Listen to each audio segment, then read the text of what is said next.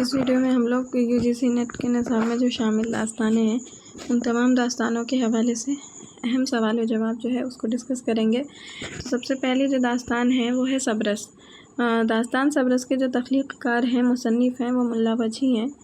پہلا سوال ہے کہ داستان صبرس کی کب تحریر کی گئی؟ داستان صبرس کب تحریر کی گئی؟ تو داستان صبرس جو ہے 1635 عیسوی میں تحریر کی گئی۔ داستان صبرس کو کس نے دریافت کر کے پہلی بار شائع کیا اور کب شائع کیا تھا؟ تو داستان صبرس کو سب سے پہلے مولوی عبدالحق نے دریافت کیا تھا 1932 عیسوی میں۔ 1932 عیسوی میں شائع کیا تھا مرتب کر کے۔ داستان صبرس کے تعلق سے کچھ اہم پوائنٹس ہیں۔ داستان صبرس کو ملا وجہی نے اپنا کارنامہ کہا ہے اور اس کے موجد ہونے کا دعوے دار ہے، لیکن مولوی عبدالحق نے صبرس کا ماخذ محمد یحییٰ ابن سیبک فتاحی نیشاپوری کی فارسی مثنوی دستور اشاق کے نثری خلاصہ حسن و دل کو قرار دیا ہے، جبکہ عزیز احمد نے مثنوی دستور اشاق اور اس کا نثری خلاصہ حسن و دل دونوں کو صبرس کا ماخذ قرار دیا ہے۔ اگلا سوال ہے کہ وجہی نے صبرس میں عشق پر کتنے انشائیے لکھے؟ تو وجہی نے صبرس میں عشق پر 11 انشائیے لکھے۔ صبرس کا اسلوب رنگین، مرصع اور مقفع ہے۔ صبرس کا اسلوب جو ہے وہ رنگین ہے، مرصع ہے اور مقفع ہے۔ وجہی نے اس قصے کو گنج العرش، بحر المعانی اور وحی الہام بھی لکھا ہے، یعنی صبرس کو ان ناموں سے بھی نام لکھا ہے، یہ نام ان ناموں سے بھی یاد کیا ہے۔ صبرس کے علاوہ گنج العرش، بحر المعانی اور وحی الہام۔ وجہی نے اس داستان کا نام صبرس اس لیے رکھا کہ اس میں زندگی کے، خاص کر کے عشق سے متعلق سارے رس، سارے جذبات، مثلاً محبت، قربانی، اطاعت، رشک، رقابت، ہجر، وصال، خوشی اور غم کے جذبے کو اس داستان کے کردار کے طور پر کردار بنا کر کے پیش کیا ہے۔ صبرس کے متعلق یہ قول کس کا ہے کہ یہ تصوف کی بہترین کتاب ہے جسے فرضی قصے کے طور پر لکھا گیا؟ صبرس کے تعلق سے یہ کس کا کہنا ہے کہ یہ تصوف کی بہترین کتاب ہے جسے فرضی قصے کے طور پر لکھا گیا؟ تو یہ نصیر الدین ہاشمی کا کہنا ہے۔ اگلی داستان ہے کربل کتھا۔ کربل کتھا کو فضل علی فضلی نے کب تحریر کیا تھا؟ تو کربل کتھا کو فضل علی فضلی نے 1732 سے 33 عیسوی میں تحریر کیا تھا۔ کربل کتھا کس کے عہد میں لکھی گئی؟ کربل کتھا محمد شاہ بادشاہ کے عہد میں دہلی میں لکھی گئی۔ کربل کتھا کو فضل علی فضلی نے محمد شاہ بادشاہ کے عہد میں لکھا تھا، دہلی میں۔ کربل کتھا پر فضلی نے نظر ثانی کب کی تھی اور کس کے عہد میں کی تھی؟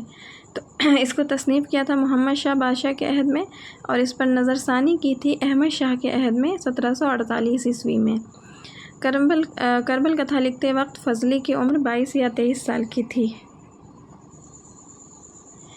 کربل کتھا کو سب سے پہلے کس نے مرتب کر کے شائع کیا اور کہاں سے شائع کیا تھا؟ تو کربل کتھا کو سب سے پہلے خواجہ احمد فاروقی نے مرتب کیا تھا 1961 عیسوی میں، اور دہلی یونیورسٹی کے شعبہ اردو سے شائع کیا تھا۔ کربل کتھا کو ترتیب و تدوین کے جدید اصولوں کے تحت کس نے مرتب کیا تھا؟ تو کربل کتھا کو جدید اصولوں کے تحت مالک رام اور مختار الدین نے مرتب کر کے 1965 عیسوی میں شائع کیا تھا، ادارہ تحقیقات اردو پٹنہ کی طرف سے۔ کربل کتھا کس کا ترجمہ ہے؟ تو کربل کتھا کمال الدین حسین بن علی وائز کاشفی کی روضۃ الشہداء کا آزاد ترجمہ ہے۔ کربل کتھا جو ہے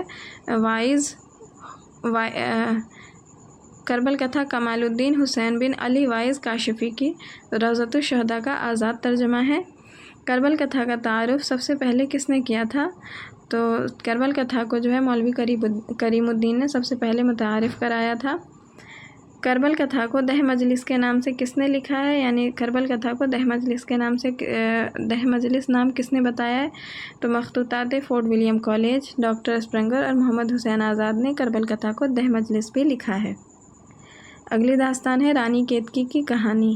تو انشاءاللہ خاں انشا نے رانی کیتکی کی کہانی 1803 عیسوی میں نواب صاحبزادہ حسین علی خان کی فرمائش پر فارسی اور عربی لفظوں کے استعمال کے بغیر لکھا تھا، یعنی یہ داستان جو ہے اس داستان میں عربی اور فارسی لفظوں کا استعمال نہیں ہوا ہے۔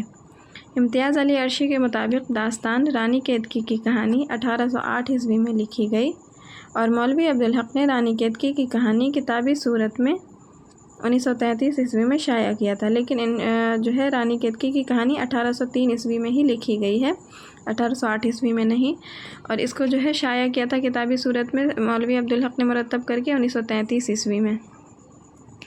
انشا نے لکھا ہے کہ یہ وہ کہانی ہے جس میں ہندی چھٹ کسی اور بولی کا میل ہے نہ پٹ، یعنی یہ ہندی میں لکھی گئی، ہندی زبان میں اردو میں ہی لکھی گئی ہے، لیکن اس میں ہندی لفظوں کا استعمال ہوا ہے۔ اس داستان میں کنور ادے بھان ہیرو ہیں اور رانی کیتکی جو ہے اس داستان کی ہیروئن ہے۔ کنور ادے بھان ہیرو اور رانی کیتکی ہیروئن۔ اس داستان کا سب سے جاندار کردار جو ہے مدن بان ہے، جو رانی کیتکی کی ہمراز سہیلی ہے۔ باغ و بہار۔ باغ و بہار میر امن کی تبازات نہیں بلکہ یہ تحسین کی نوطرز مرثہ 1775 عیسوی سے ماخوذ ہے، جو فارسی قصہ چہار درویش کا آزاد ترجمہ ہے۔ یہاں پہ شین میں نقطہ چھوٹ گیا ہے غلطی سے۔ باغ و بہار میر امن کی تبازات نہیں بلکہ یہ تحسین کی نوطرز مرثہ 1775 عیسوی سے ماخوذ ہے، جو فارسی قصہ چہار درویش کا آزاد ترجمہ ہے۔ میر امن نے باغ و بہار کو 1801 عیسوی میں لکھنا شروع کیا تھا اور 1802 عیسوی میں مکمل کیا تھا۔ باغ و بہار کی پہلی اشاعت مکمل کتاب کی صورت میں 1804 عیسوی میں ہوئی تھی۔ رشید حسن خان اور جمیل جالوی نے لکھا ہے کہ باغ و بہار پہلی مرتبہ ہندوستانی پریس کلکتہ میں 1803 میں چھپنا شروع ہوئی تھی اور 1804 عیسوی میں شائع ہوئی تھی۔ میر امن کی زندگی ہی میں باغ و بہار کا ترجمہ انگریزی میں ہو گیا تھا۔ بہت ہی مشہور و معروف داستان ہے۔ فسانہ عجائب۔ فسانہ عجائب رجب علی بیگ سرور کی اور شمالی ہند کی پہلی اہم تبازات داستان ہے، جس میں لکھنؤ کی تہذیب و معاشرت پیش کی گئی ہے۔ فسانہ عجائب حکیم اسد علی خان کی فرمائش پر کانپور میں تصنیف کیا گیا تھا۔ فسانہ عجائب کو رجب علی بیگ سرور نے حکیم اسد علی خان کی فرمائش پر لکھا تھا۔ فسانہ عجائب پہلی بار 1240 ہجری بمطابق 1824 عیسوی میں لکھی گئی، یعنی فسانہ عجائب کا جو سن تصنیف ہے وہ 1824 عیسوی ہے، اور یہ داستان پہلی بار 1843 عیسوی میں شائع ہوا تھا۔ اسے لکھا گیا تھا 1824 عیسوی میں اور شائع ہوئی ہے 1843 عیسوی میں۔ فسانہ عجائب کی عبارت بہت پرتکلف، نہایت پیچیدہ اور مقفع مسجع ہے۔ رجب علی بیگ سرور نے میر امن کے باغ و بہار کے جواب میں داستان فسانہ عجائب لکھی ہے۔ رجب علی بیگ سرور نے فسانہ عجائب کے متن میں کتنی بار تبدیلی کی تھی؟ تو 18 بار تبدیلی کی تھی۔ فسانہ عجائب کے متن میں کتنی بار تبدیلی ہوئی تھی؟ تو 18 بار تبدیلی کی تھی سرور نے فسانہ عجائب کے دیباچے میں کس کا مذاق اڑایا ہے؟ تو سرور نے فسانہ عجائب کے دیباچے میں باغ و بہار اور اس کے مصنف کا مذاق اڑایا ہے۔ فسانہ عجائب کو سرور نے کس بادشاہ کے دربار میں پیش کیا تھا؟ تو نصیر الدین کی شان میں پیش کیا تھا۔ پسر مجسٹن کی حکایت داستان فسانہ عجائب میں شامل ہے۔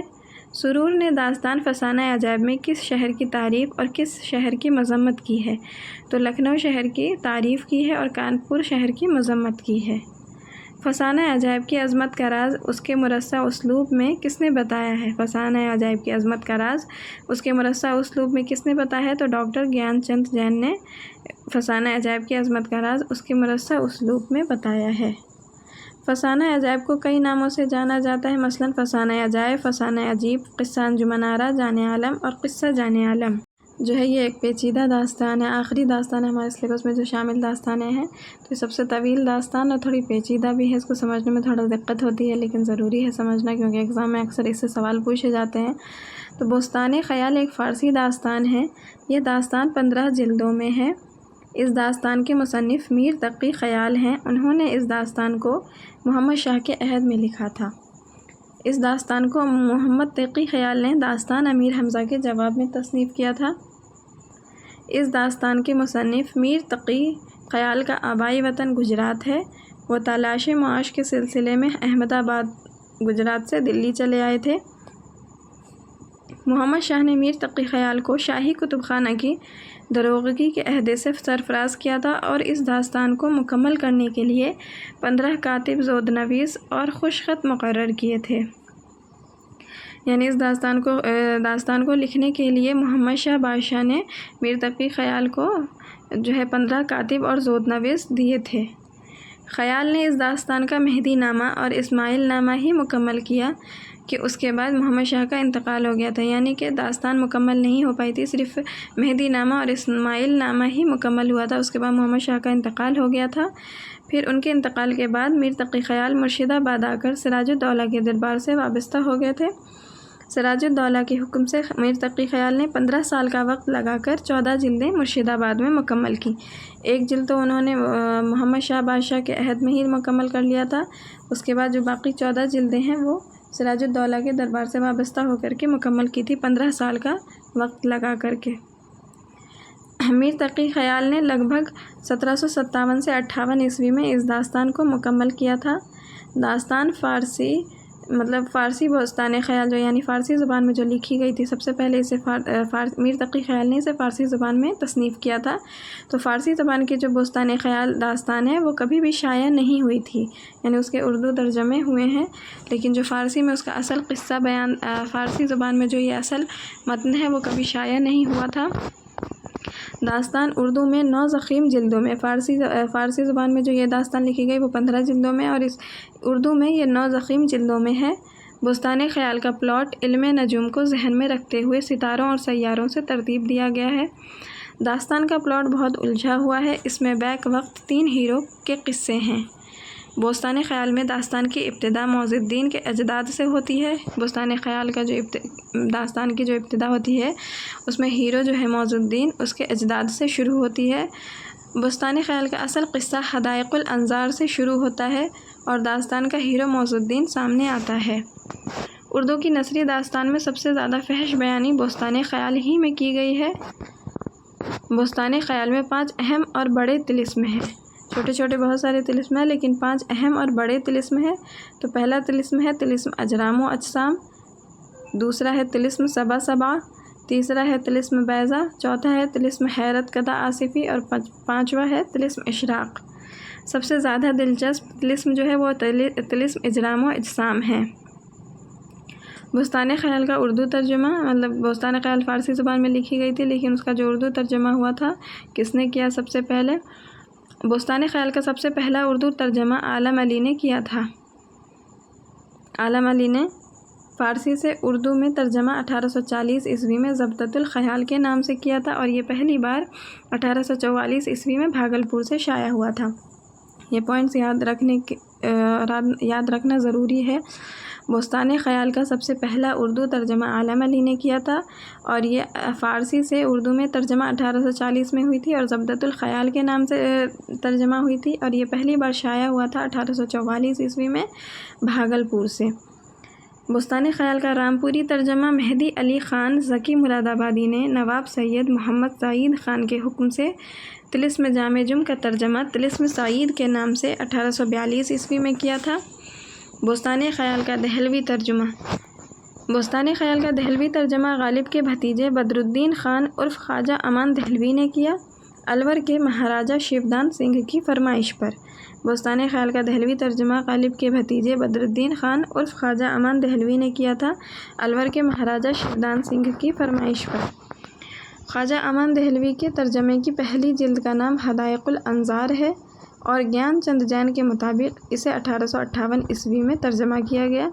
بوستان خیال کا لکھنوی ترجمہ لکھنؤ میں فارسی بوستان خیال کا اردو ترجمہ سب سے پہلے مرزا محسن علی خان عرف آغا نے کیا تھا۔ لکھنؤ میں فارسی بوستان خیال کا اردو ترجمہ سب سے پہلے مرزا محسن علی خان عرف آغا نے کیا تھا۔